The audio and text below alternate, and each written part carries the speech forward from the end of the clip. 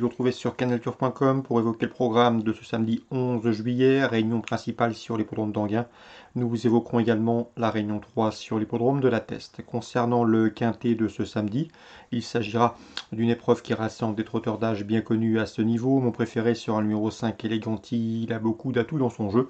Ce numéro 5, non seulement il compte déjà 14 podiums en une quarantaine de courses courues, 9 victoires également en son actif. Sachez qu'il avait signé 2 succès à Vincennes cet hiver et qu'il vient de prouver sa forme en se classant 3e à Mort de Bretagne récemment. Ajoutez à cela qu'il a couru 5 fois à Anguin et qu'il n'est jamais sorti des 4 premiers en 5 prestations. Sur cette piste, il y compte même 4 podiums, dont une victoire. Bref, il a tout pour plaire. Le 5, Elegantilli, notre favori. On lui posera le numéro 12, Diana Berry, qui en classe pure n'a rien à envier à ses rivaux du jour. Le problème avec elle, c'est qu'elle reste susceptible et qu'elle n'est pas à l'abri d'une incartade, mais si elle est sage, elle a parfaitement les moyens de mettre tout le monde d'accord, d'autant qu'elle sera pieds nus. Numéro 10, Diablo d'air frais, est un cheval régulier, confirmé à ce niveau, une victoire et 2 places pour lui en 4 quintés courus, il est en forme, il fait face à un engagement intéressant en premier poteau, sa chance est évidente. On retiendra bien sûr le 13 Alinéa, difficile à conseiller au cardiaque ce cheval et pourtant la qualité ne lui fait pas défaut, il a couru une vingtaine de quintés, déjà 4 victoires et 4 places pour lui. Sachez également qu'il vaut en de ce genre, ce sera une nouvelle fois une affaire de sagesse. A noter par ailleurs qu'il débute à Anguin. Le 15, c'est Belle-Louise Mabon. Elle aussi est confirmée à ce niveau. Elle va prendre part à son 20e quintet. Elle y compte déjà 7 places. C'est une redoutable finisseuse. Elle va pister. Elle va courir en embuscade et faire la ligne droite. Elle va finir vite et à mon avis, elle peut venir s'emparer d'une place. Numéro 9, Bénureau de Villiers mérite également une mention. 2 victoires pour lui en 7 quintés courus. Il a couru 2 fois sur ce parcours. Résultat, 2 victoires. De quoi incliner une certaine méfiance. J'ai également retenu le numéro 4, Everpride, qui vient de se classer 4e d'un quintet à Cabourg en début de mois, et qui semble ici en mesure de venir brouiller les cartes. Et attention également au numéro 7, c'est Dexter Desbeaux, protégé de Franck Leblanc. Le cheval est bien engagé au premier poteau.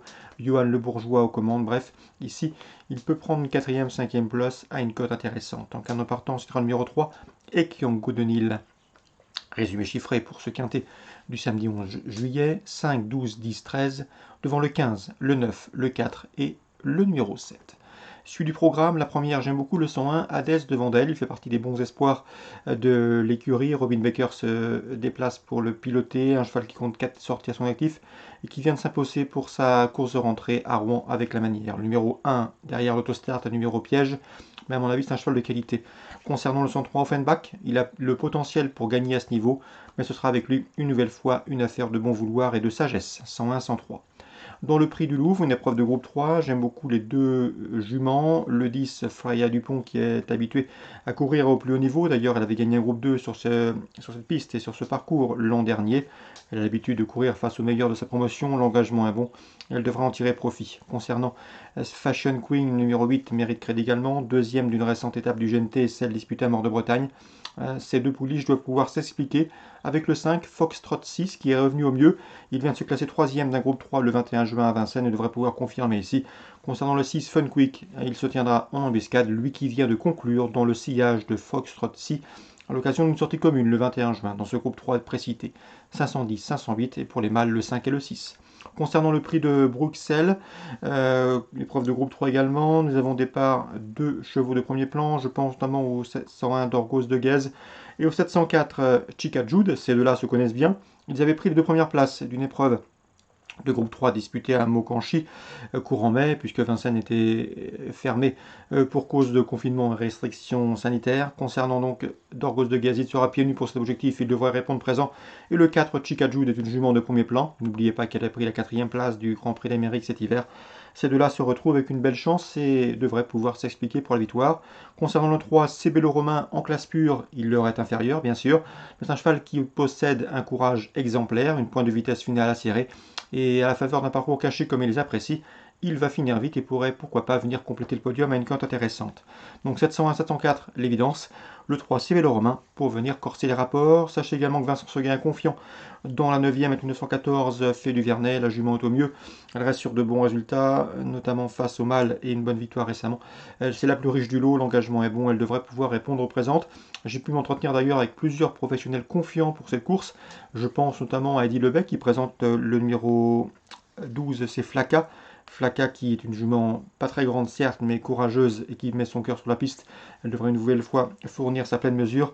Attention également au numéro 4, hein, c'est Fantasia de Ligny pour une cote. J'avais pu m'entretenir avec Yannick Henry récemment. Il m'avait dit que cette pouliche était en retard de gain. Donc s'il effectue le déplacement ici à Enghien avec elle, elle pourrait bien lui apporter une satisfaction et pourquoi pas intégrer un podium à une cote d'outsider. 914, 912, 904, mes préférences au 914 fait du Vernet qui à mon avis a encore de la marge. On résume tout ça pour Enghien. La première, le 1 et le 3 s'il est sage. La cinquième, 18, 5, 6. La septième, 1, 4 et plus loin le 3. Et la neuvième, 914. À la test en Réunion 3, il faudra suivre a priori l'écurie de Thomas Fourcy. Il devrait, à mon avis, réaliser une journée des plus fructueuses. Avec le 304, c'est Sir Monlot qui s'est classé deuxième en débutant à Toulouse et qui visera ici la victoire, tout comme le 301 a dit de Crière qui avait gagné à Toulouse en débutant le 6 juin. Ces deux-là devraient pouvoir jouer les premiers rôles.